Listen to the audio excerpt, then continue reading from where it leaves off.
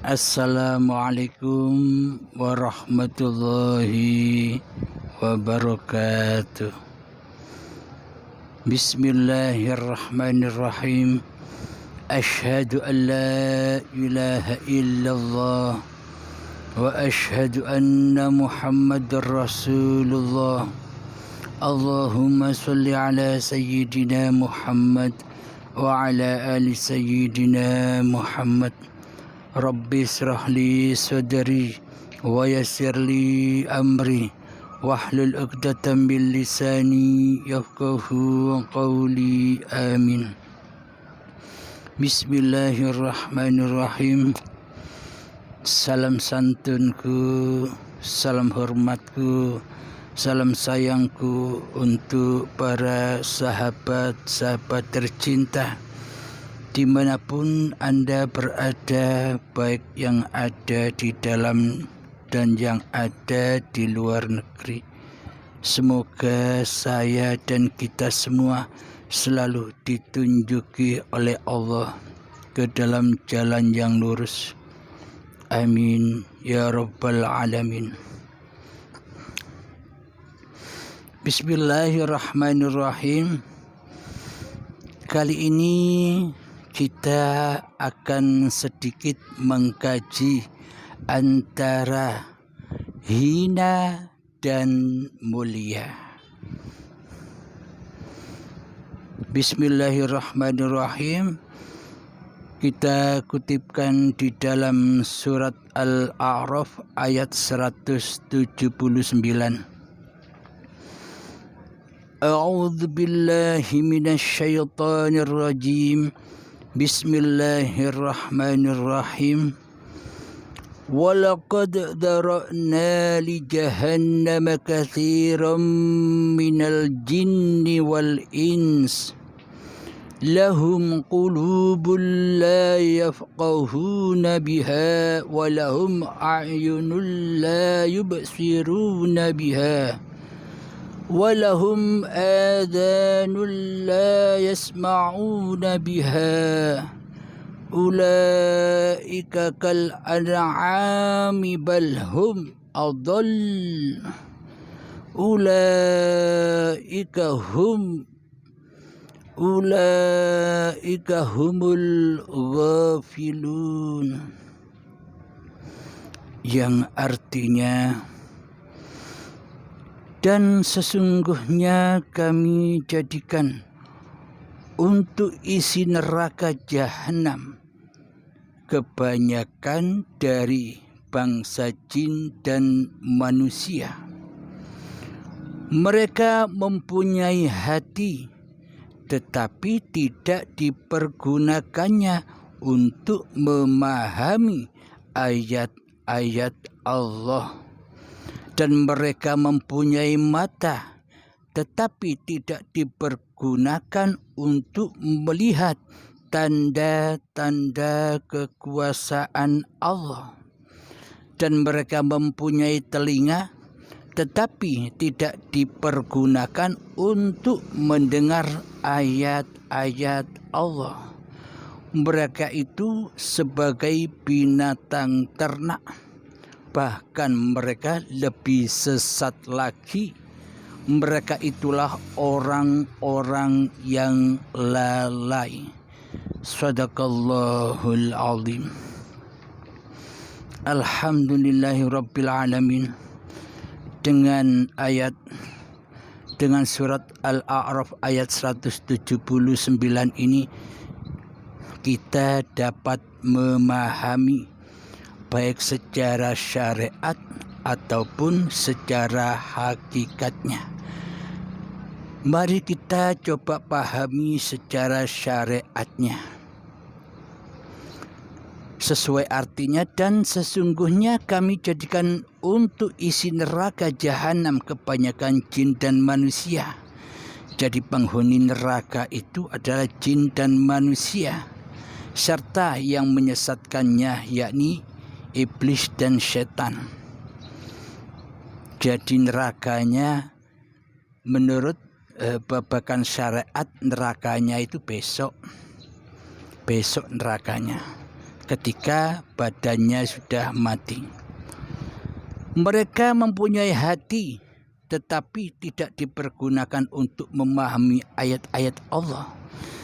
Jadi selama ini menurut di dalam sudut pandang syariat, memahami ayat-ayat Allah itu ya baca Al-Quran dan memahami makna-maknanya, memahami arti-arti yang sesuai dengan apa yang tercantum di dalamnya.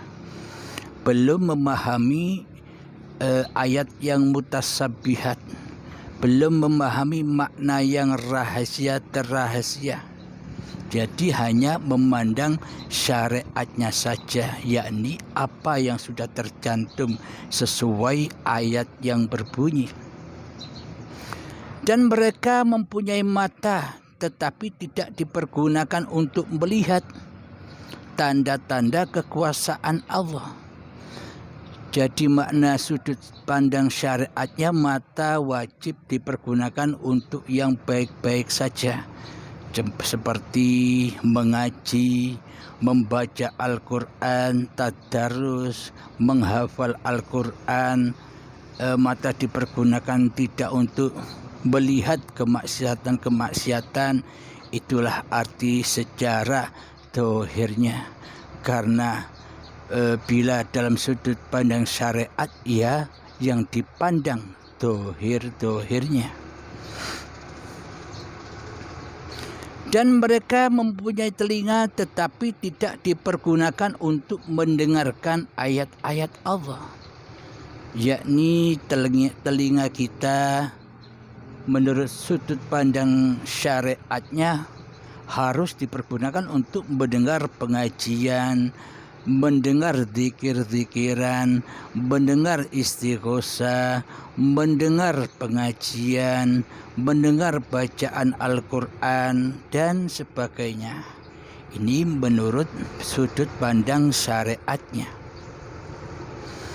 Mereka itu sebagai binatang ternak. Bahkan mereka lebih sesat lagi. Mereka itu adalah orang-orang yang lalai. Jadi pada intinya, bila di dalam sudut pandang syariat, bila kita tidak melaksanakan hukum-hukum syariat secara syariat, secara badaniah, secara aktivitasnya badan, maka bila tidak sesuai dengan syariat-syariat yang berlaku, maka kita disebut sebagai atau seperti binatang ternak, seperti sapi, domba, ayam dan sebagainya. Bahkan kita dijuluki lebih sesat daripada binatang ternak itu.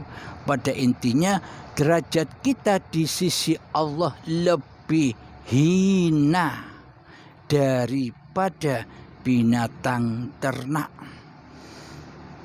Jadi pada intinya, bila kita tidak sesuai laku aktivitas kita sehari-hari, tidak sesuai dengan syariat yang sudah berlaku, maka bila kita meninggalkan syariat-syariat yang berlaku, maka di dalam hukum syariat kita disebut lebih hina daripada binatang ternak, lebih rendah derajatnya daripada binatang ternak.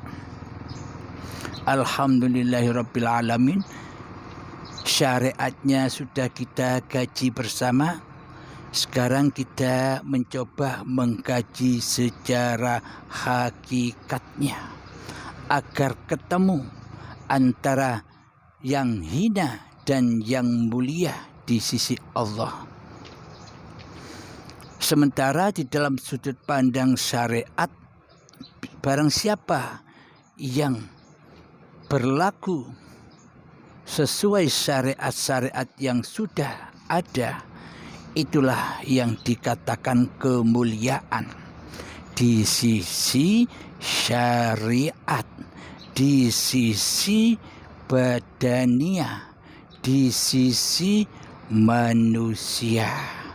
Belum tentu di sisi Allahnya juga mulia, belum tentu. Karena semua tergantung dan sesuai hatinya. Hina dan mulia itu ada pada dalam hatinya. Siapakah yang ada di dalam hatinya? Yang hinakah atau yang mulia? Bila di dalam hatinya yang mulia, maka seluruh aktivitas syariat-syariat yang berlaku pasti mulia di sisi yang maha mulia.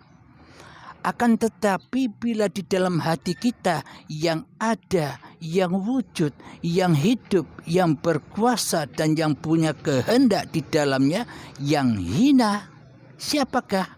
Manusianya yang hina, yang berkuasa, yang mentuhani atas seluruh syariat-syariat yang dilakukannya, maka seluruhnya sejak detik akil balik hingga setua ini semuanya terhina.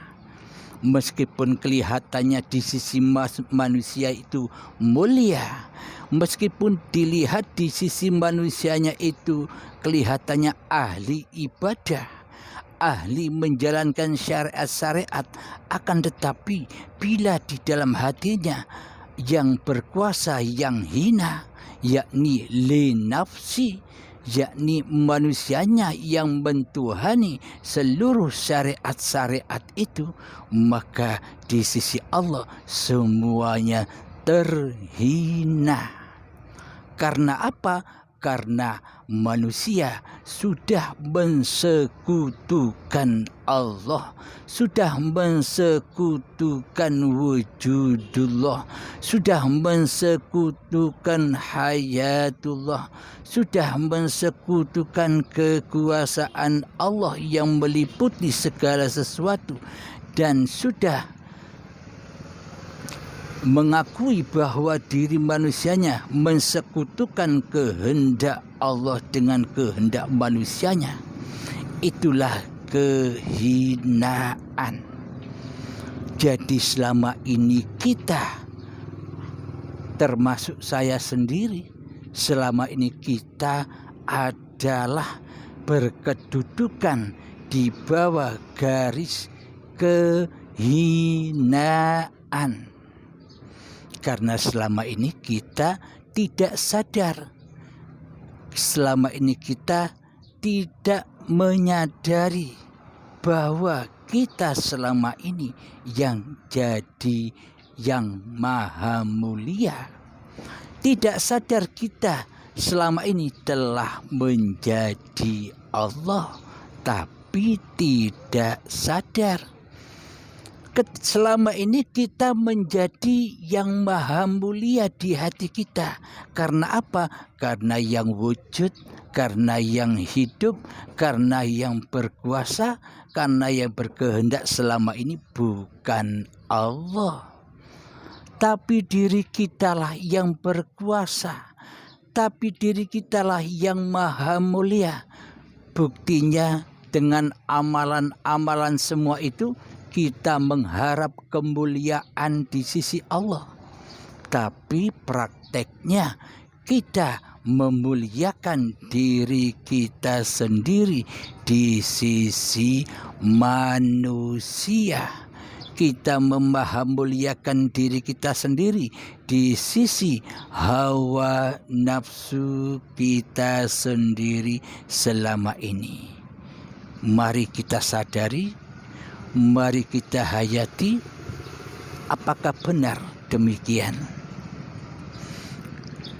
Memang manusia bila tak merasa bersalah, ia akan jauh dari kesadaran, ia akan jauh dari kekufurannya, ia tidak akan menyadari kekafirannya di sisi Allah.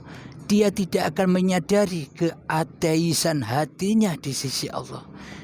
ia tidak akan menyadari bagaimana ia mempersekutukan Allah dengan dirinya di hatinya bila manusia tidak ditunjuki sebuah kesadaran oleh Allah Subhanahu wa Ta'ala. Hanya bagi orang-orang yang ditunjuki Allah sajalah yang bisa menyadari seluruh kesalahannya, yang menyadari seluruh kezalimannya, yang menyadari seluruh kejahiliaan hatinya selama ini. Jadi memang sangat amat langkah orang-orang yang ditunjuki demikian oleh Tuhannya. Jadi ketika kita berhadapan dengan orang-orang yang memang belum memahami tentang babakan ilmu hati yang seperti ini, ilmu hakikat seperti ini, maka bila ada orang yang kita fahamkan tentang ini orangnya tidak paham, ya kita jangan marah, kita jangan nesu, karena memang amat sangat langkah orang-orang yang ditunjuki seperti demikian.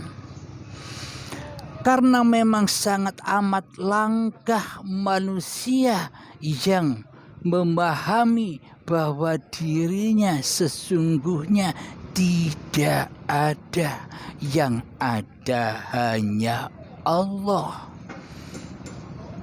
Jadi memang sangat amat langkahnya kedudukan seperti ini. Karena jika manusia sudah duduk di makom yang seperti ini, bila dirinya sudah adam yang nyata hanya Allah, maka sudah tidak ada pangkat lagi di sisi manusianya, sudah tidak ada makom lagi di sisi manusianya, tidak ada tingkatan-tingkatan lagi di sisi manusianya. Inilah hakikat baiat itu, yakni berakhirnya kedudukan manusia di dalam hatinya. Itulah makna hakikat sejatinya baiat, yakni mati. Meskipun Anda sudah berbaiat kemana-mana, tapi di dalam hati Anda masih nyata, masih wujud, masih hidup, masih berkuasa, masih berkehendak diri manusianya, itu hakikatnya belum berbaiat. Jadi hakikat sesungguhnya berbaiat itu ketika sudah putus kemanusiaan di hatinya, yang ada hanyalah Sang Pencipta diri manusia itu sendiri. Itulah yang dimaksud hakikat dari baiat itu sendiri, yakni roji'un. Itulah jalan husnul khotimah. Alhamdulillahirabbil alamin. Kita lanjutkan menerjemahkan secara hakikatnya, secara mutasabihatnya di dalam surat Al-A'raf ayat 179. Dan sesungguhnya kami jadikan untuk isi neraka jahanam kebanyakan dari jin dan manusia. Jadi adanya jin dan manusia itu kapan? Sekarang atau besok? Logikanya begini. Nabi Adam, para nabi-nabi, orang-orang zaman dahulu, nenek moyang kita, bahkan kakek nenek kita, sekarang ada apa tidak? Kalau mereka masih ada sekarang,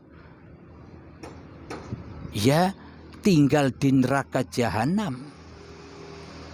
Akan tetapi bila manusianya sudah tidak ada lagi, sudah tidak berperan lagi di alam dunia ini, sudah selesai babakan neraka jahanamnya di sisi Allah. Karena hakikat neraka jahanam di sisi Allah ketika manusianya masih ngaku-ngaku diri manusianya lah yang wujud, diri manusianya lah yang hidup, diri manusianya lah yang berkuasa, diri manusianya lah yang punya kehendak. Itulah hakikat neraka jahanam itu. Siapa yang disiksa? Manusia dan jin. Jadi manusia dan hawa nafsunya. Hawa nafsunya itulah hakikat jin yang panas membara, yang mana disiksa, dibelenggu, diperbudak oleh babagan dunia daripada babagan ilahiyah. Jadi inilah yang dimaksud manusia yang terhina, yang selama ini tinggal di dalam jahanamnya Allah. Siapa dia? Mata hatinya yang buta, mata hatinya yang keras melebihi kerasnya batu. Kapan neraka jahanam itu ada? Ketika bahan-bahannya sudah tersedia. Apakah bahan bakar neraka jahanam di sisi Allah itu? Bahan bakarnya tak lain dan tak bukan adalah badan-badan manusia kita dan hati yang keras melebihi kerasnya batu. Apa maknanya? Ketika di dalam hati kita, kitalah yang menjadi maha mulia, kitalah yang selama ini menjadi Tuhan. Sedangkan yang maha mulia sendiri, sedangkan Allah sendiri, kita tiadakan keberadaannya, kita tidak wujudkan keberadaannya, kita tidak hidupkan kehidupannya, kita tidak kuasakan kekuasaannya menguasai diri manusia kita di hati kita. Bagaimana mungkin kita ini menjadi manusia yang mulia, yang insan kamil, sementara di hati kita Allahnya tiada, Allahnya gaib. Yang maha mulia digaibkan, yang maha hina diwujudkan. Seolah-olah wayangnya lebih berkuasa, wayangnya lebih hidup, wayangnya lebih wujud, wayangnya lebih bisa berkehendak daripada sang dalang. Inilah kehinaan bagi diri manusia kita ketika kita belum menyadari bagaimana bertuhan itu. Alhamdulillahirabbil alamin. Ya Allah, mugi-mugi semoga kita semua termasuk saya diselamatkan oleh Allah Subhanahu wa taala.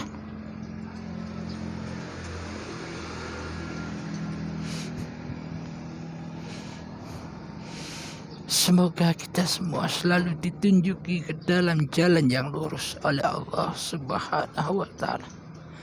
Amin ya rabbal alamin. Rabbana atina fid dunya hasanah wa fil akhirati hasanah wa qina adzabannar.